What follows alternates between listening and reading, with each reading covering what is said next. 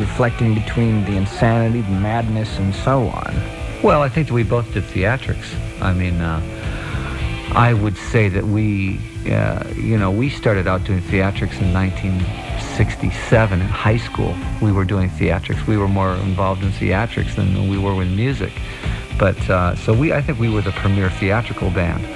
But I think Ozzy incorporated it pretty well when he broke away from Black Sabbath. He incorporated it into his act, you know. I always thought that Ozzy was more of a good old boy on stage. He was the kind of guy that was kind of like one of them, one of the audience, where Alice was not one of them. Alice was from some other place that, you know, that they didn't even want to know where Alice came from.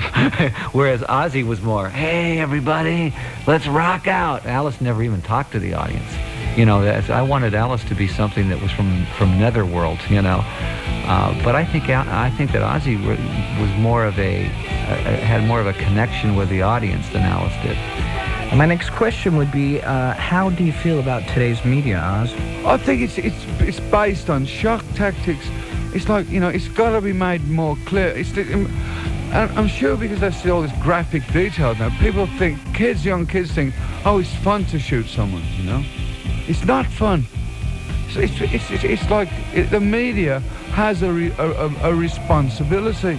They stopped advertising cigarettes. But, you know, you can see a man lying in the middle of South Central with his brains on the curb, you know. And that's not bad for kids to watch. You've got to get to the people more about how bad it is. And it's what gets me, you always see the guy on trial. You never see the victim's family, how they, for the rest of their life. I mean, if anything happened to one of my kids, I think it would be the end of me. I wouldn't know what to do. Yeah, I have the same kind of devotion to my family. So tell me about touring and being on stage, and what do you think you owe the fans when you hit the stage? And I'm not talking about falling down and hitting the stage. I'm talking about mounting the stage. Cleveland's home of rock and roll. 100.7 WMMS, Cleveland. Okay, rock fans in general have this really glorified image of going on tour. What aspect of touring do you feel is most misunderstood by the fans? Well, you know, I mean, anyone who's in rock and roll now, or anyone in general that that has unprotected sex, has got to be crazy. I mean, on this last tour, I just did not go out my hotel room. All I did was stay in my room, get on the bus, do my gig, and carry on. I never went out. I mean, I never travelled with my band on the last tour because, you know, they all drink, they all get loaded and whatever. And so, I mean, there's nothing worse than being straight and you're around a bunch of drunken people. It's like, God, you've told me that joke 5 times now. Go and talk to that tree, man, you know.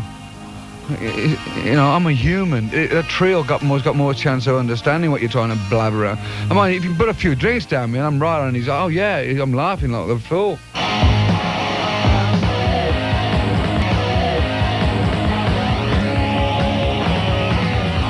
Here's Alice Cooper. I think the funny misconception is the fact that Ozzy and I have known each other forever. And the funny thing, we probably did know each other back in the 70s, but neither one of us could ever remember anything from the 70s. I mean, you know, I probably worked with Ozzy 10 times, and we probably talked, we probably went to parties together and things like that, but neither one of us would remember that because I was pretty much in a blur in the 70s. I used to drink a little bit, and I think Ozzy did too.